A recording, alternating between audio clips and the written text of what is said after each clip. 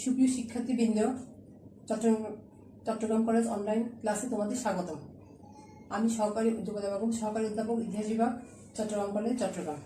আমি তোমাদের আজকে একটা অনলাইন ক্লাস দিব। আমার ক্লাসটা হচ্ছে অনার্স থার্ড ইয়ার, বিষয় হচ্ছে দূরপ্রাচ্য দক্ষিণ পূর্ব এশিয়ার ইতিহাস।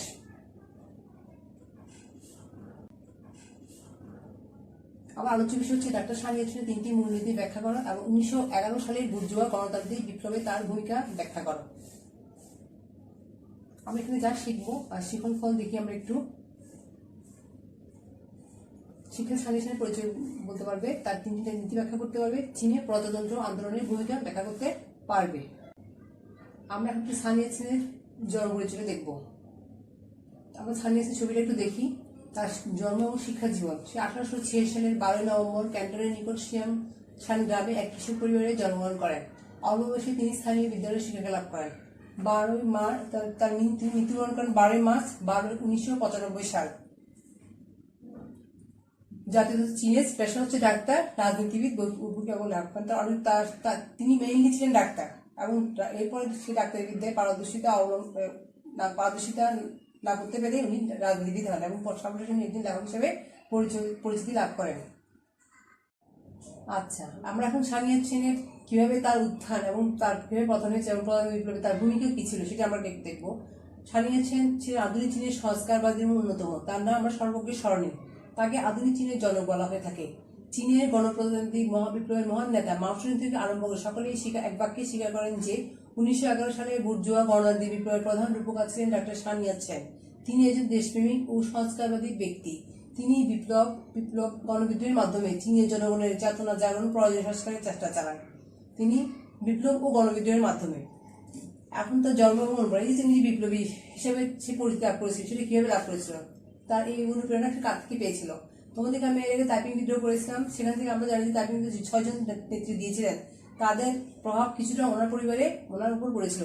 প্রথমে আমরা তাদের একটু পরিচয় বলেছিলাম, আর একটু বলি তোমাদেরকে। তারা সানিয়া সেন 1886 খ্রিস্টাব্দে ক্যান্টনের কাছে মহাদেশের শিয়াংশান গ্রামে এক কৃষক পরিবারে জন্মগ্রহণ করেন। অল্প বয়সে তিনি স্থানীয় বিদ্যালয়ে শিক্ষা লাভ করেন। 13 বছর বয়সে তিনি ইহাইউ দ্বীপপুঞ্জের অনুরোধে তার বড় ভাইয়ের কাছে আশ্রয় নেন। সেখানে তিনি এক খ্রিস্টান স্কুলে ইংরেজি পাঠক্রমে পড়াশোনা করেন। 1880 দশকে তিনি হংকংয়ে যান এবং সেখানে খ্রিস্টান মিশনারিদের সংস্পর্শে আসেন এবং খ্রিস্ট ধর্মে গ্রহণ করেন।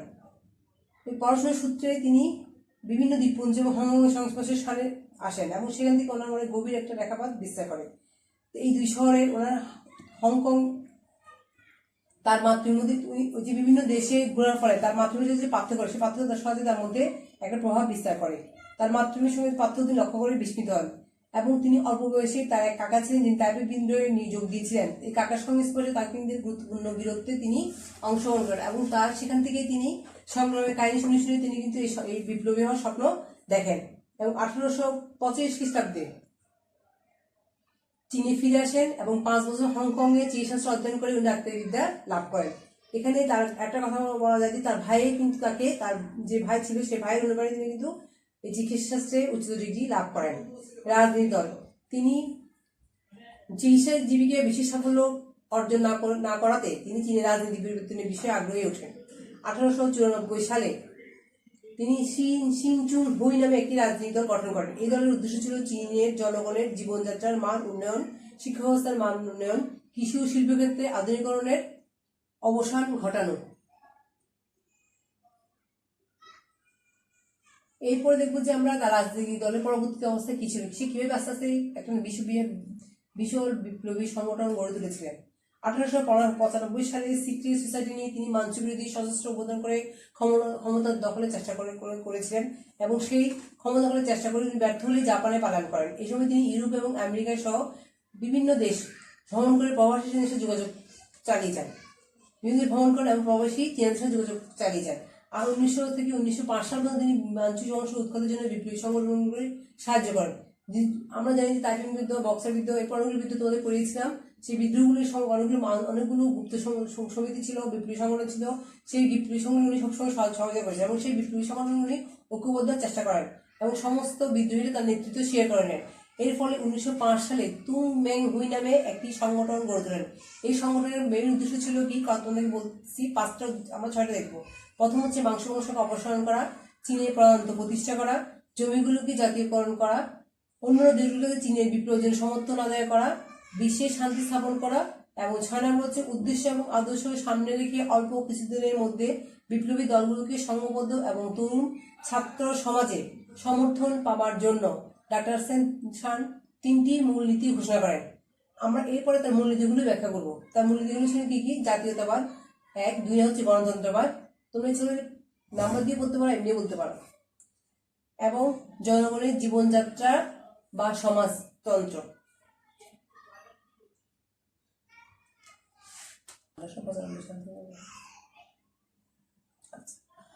1895 সালে সিক্রেট সোসাইটি নিয়ে তিনি মাঞ্চু বিরোধী সশস্ত্র অভ্যুত্থান করে ক্ষমতা দখলের চেষ্টা করেন। আমরা তার পরবর্তী রাজব্যবস্থা কোন দিকে কিভাবে উনি রাজনৈতিক দল গঠন করেছিলেন এবং কিভাবে উনি বিপ্লবী সংগঠনগুলিকে একত্রিত করে একটা বৃহৎ বিপ্লবী আন্দোলনের পথে এগিয়ে গিয়েছেন, সেটা দেখবো। সেটা হচ্ছে কি রাজনৈতিক দলের পরবর্তী অবস্থা। 1895 সালে সিক্রেট সোসাইটি নিয়ে তিনি মাঞ্চু বিরোধী সশস্ত্র অভ্যুত্থান করে ক্ষমতা দখলের চেষ্টা করে ব্যর্থ হলে জাপানে পালায়ন করেন। তিনি কিন্তু এর মধ্যে কিন্তু একটা সশস্ত্র অভ্যুত্থান করার চেষ্টা করেছিলেন এবং সেটা ব্যর্থ হয়ে উনি জাপানে পালন করেন। এই সময় তিনি জাপানে পালানোর অবস্থায় তিনি ইউরোপ এবং আমেরিকা সহ সব দেশ ভ্রমণ করেছেন এবং ভ্রমণ করে প্রবাসী চীনাদের যোগাযোগ চালিয়ে যান এবং 1900 থেকে 1905 সাল পর্যন্ত তিনি মাঞ্চু বংশকে উৎখাতের জন্য বিপ্লবী সংগঠনগুলোকে সাহায্য করেন। তিনি মাঞ্চু বিরোধী সকল বিপ্লবী সংগঠনগুলোকে ঐক্যবদ্ধ করার চেষ্টা করলে সমস্ত বিদ্রোহীরা তার নেতৃত্ব স্বীকার করলেন এবং এর ফলে তিনি একটা সংগঠন গড়ে তোলেন, যার নাম ছিল তুং মেং হুই নামে একটি বিপ্লবী সংগঠন গড়ে তোলেন। এই সংগঠনের উদ্দেশ্য ছিল, সেই উদ্দেশ্য কি ছিল? প্রথম হচ্ছে মাঞ্চু বংশকে অপসারণ করা। তখন যে সরকার ছিল সেই সরকার আমরা বলি মাঞ্চু বংশ। 2, চীনা প্রজাতন্ত্র প্রতিষ্ঠা করা। 3, জমিগুলোকে জাতীয়করণ, চীন যতগুলো জমি ছিল সমস্ত জমিকে জাতীয়করণ করা। 4, অন্যান্য দেশগুলোর কাছে চীনের বিপ্লবের জন্য সমর্থন আদায় করা। যে যে দেশগুলোতে চীনা বিপ্লবীরা ছিল আত্মগোপন করে তাদের কাছ থেকে চীনের বিপ্লবের জন্য সমর্থন আদায় করা। 5 হচ্ছে বিশ্বে শান্তি স্থাপন করা। 6, উদ্দেশ্য এবং আদর্শ সামনে রেখে অল্প কিছুদিনের মধ্যে বিপ্লবী দলগুলোকে সংঘবদ্ধ এবং তরুণ ছাত্র সমাজে সমর্থন পাওয়ার জন্য ডাক্তার শান 3টি মূলনীতি ঘোষণা করেন। তার এই মূলনীতিগুলোই ব্যাখ্যায় আমরা পরবর্তী দেখব। তার মূলনীতিগুলো কি ছিল? 1, জাতীয়তাবাদ, 2 হচ্ছে গণতন্ত্রবাদ এবং 3, জনগণের জীবনযাত্রা অথবা সমাজতন্ত্র বা সমাজতন্ত্র। এরপর আমরা তার মূলনীতিগুলো দেখব।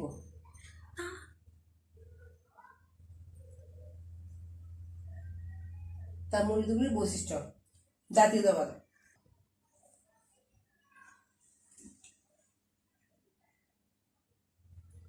জাতীয়তাবাদ বলতে আমরা কি ডাক্তার স্থানের জাতীয়তাবাদ যে মূলনীতিগুলো বৈশিষ্ট্য। জাতীয়তাবাদ 1 নাম্বার, জাতীয়তাবাদ বলতে স্থানবদ্ধ মানুষজন থেকে মুক্তি লাভ ও বৈদেশিক সাম্রাজ্যের শৃঙ্খল থেকে অব্যাহতির উপর জোর দিয়েছিলেন।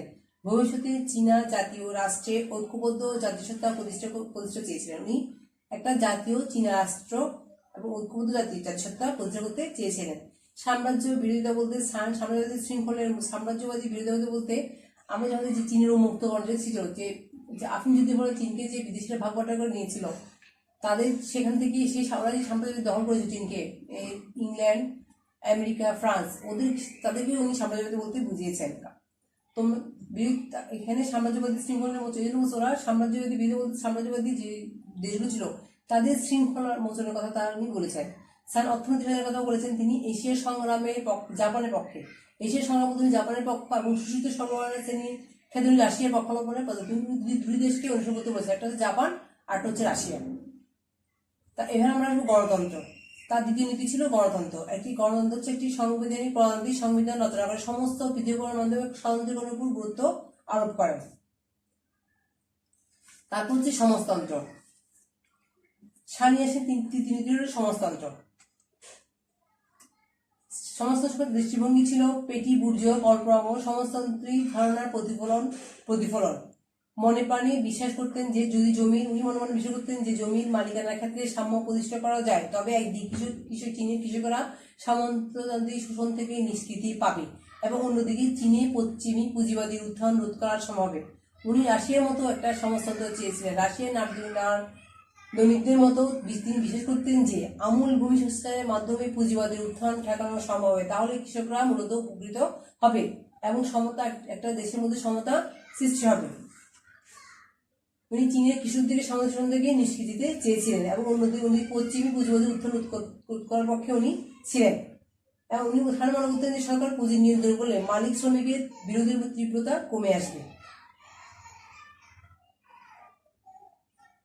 এখন আমরা দেখবো 1911 সালের যে বিপ্লবটা, আমরা 1911 সালের বিপ্লব। আচ্ছা, আমরা এখন বিপ্লবটা দেখবো। প্রথমে কোন এলাকায় বিপ্লবটা শুরু হয়েছিল? 1911 10 অক্টোবর উচাং অঞ্চলে এক জঙ্গি গণ অভ্যুত্থান দেখা যায়। উচাংয়ের গণ আন্দোলনকেই বলা হতো 1911 খ্রিস্টাব্দের বিপ্লব। বিপ্লব সূচনা হিসেবে গণনা করা, এই যে 1911 খ্রিস্টাব্দের বিপ্লবকে সূচনা বিন্দু হিসেবে গণনা করা হয়ে থাকে। মানে এই 10 অক্টোবর যে উচাং অঞ্চলে জঙ্গি অভ্যুত্থান হয়েছিল সেটাকে আমরা বিপ্লবের সূচনা বিন্দু হিসেবে গণ্য করব। শ্রমিক শ্রেণী ও ছাত্ররা এই উত্থানে এই বিপ্লবে যোগদান করেছিল। সমগ্র মধ্য চীন জুড়ে বিপ্লবী পতাকা উত্তোলন করা হয়। একের পর এক প্রদেশ কনস্টিটিউশনের কবল থেকে বিপ্লবীরা মুক্ত করতে থাকে। এর ফলে চীনের কেন্দ্রীয় সরকারের দুর্বলতা প্রকাশিতর মতো স্পষ্ট হয়ে ওঠে। এমত অবস্থায় মানচু শাসনমুক্ত প্রদেশগুলো প্রাদেশিক সরকারের প্রতিনিধিরা নানকিনে মিলিত হয়ে একটা প্রান্ত গঠনের কথা ঘোষণা দেয়, একটা প্রান্তিক সরকার গঠনের কথা ঘোষণা করেন এবং 1912 সালের 1 জানুয়ারি বিপ্লবীরা নানকিনের একটি সমান্তরাল সরকার গঠন করে। ডক্টর শান এই অস্থায়ী সরকারের রাষ্ট্রপতি নিযুক্ত হন। 1912 সালে শেষ মানচু সম্রাট পুই পদত্যাগ করেন। তার পদত্যাগের সঙ্গে সঙ্গে রাজতন্ত্রের অবসান ঘটে, পদান্তি বিপ্লব জয় হয়। চীনের ইতিহাসে এটি হল একটা যুগান্তকারী ঘটনা, যেটাকে বলে শানের 1911 সালের বিপ্লবটা। এখন এই বিপ্লবের ফলাফলটা আমরা একটু দেখব।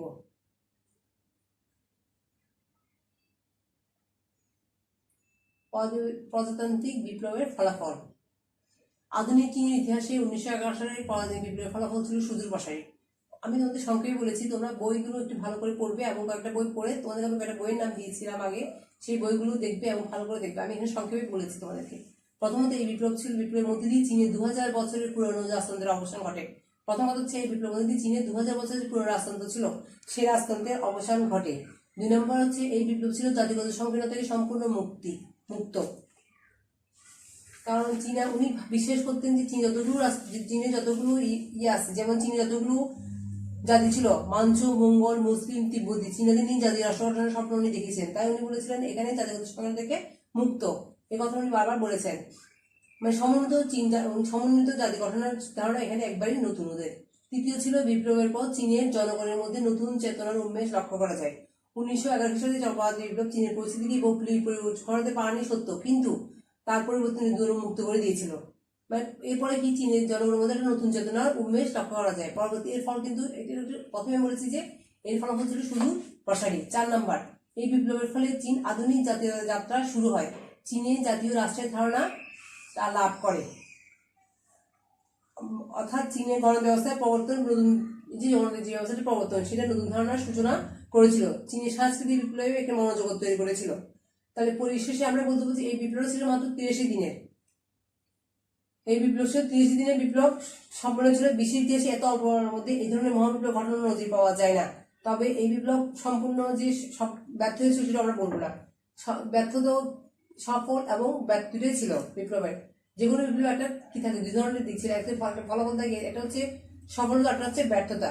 তারপর ব্যর্থতা যদি কয়েকটা ব্যর্থ বলতে হবে, কিন্তু আমরা সবটা ব্যর্থ দিয়ে যাবো না। আমরা এই যে চীনা আমাদের যে এটা ছিল লাস্টে,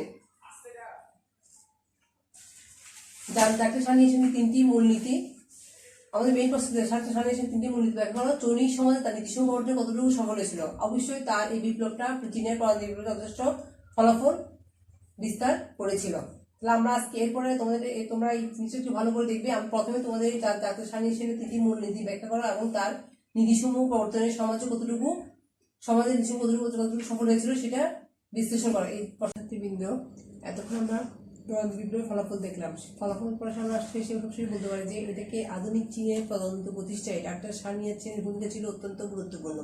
তিনি একথা মনে করেন, বিশ্বাস করতেন যে চীনের রাজতন্ত্রের অবসান ঘটিয়ে প্রজাতন্ত্রের প্রতিষ্ঠা হবে। সেজন্য তিনি বিপ্লব এবং গণবিদ্রোহের মাধ্যমে জনগণের রাজনৈতিক চেতনার জাগরণ এবং প্রয়োজনীয় সংস্কারের প্রচেষ্টা চালান। ঐতিহাসিক যে একজন ঐতিহাসিক ছিলেন চীনা, উনি বলেছেন উনি যথার্থ একজন পেশাদারী বিপ্লবী শ্রেণীকে আখ্যায়িত করেছেন। তাই তো কথা বললে দিতে হবে না যে ডাক্তার সানিয়েছেন পদার্থ বিপ্লবের রূপকার এবং আধুনিক চীনের রূপকার ওনাকে বলা হয়ে থাকে। এই জন্যই ওনাকে আধুনিক বিপ্লবের রূপকার বলা হয়ে থাকে। আজকের এই আমাদের এই প্রজাতন্ত্রী বিপ্লব, চীনা প্রজাতন্ত্রী বিপ্লবের এখানে শেষ। এবং ডাক্তার সাহেবের মূলনীতি এবং তার প্রজাতন্ত্রী বিপ্লবে তার ভূমিকা কী ছিল। এখন তোমাদেরকে আমি একটা প্রশ্ন দিব, সেই প্রশ্নটা তোমরা একটু প্রশ্নটা লিখবে, লিখে আমাকে কলেজ খুললে অবশ্যই আমাকে এটা জমা দিবে এই কাজটা।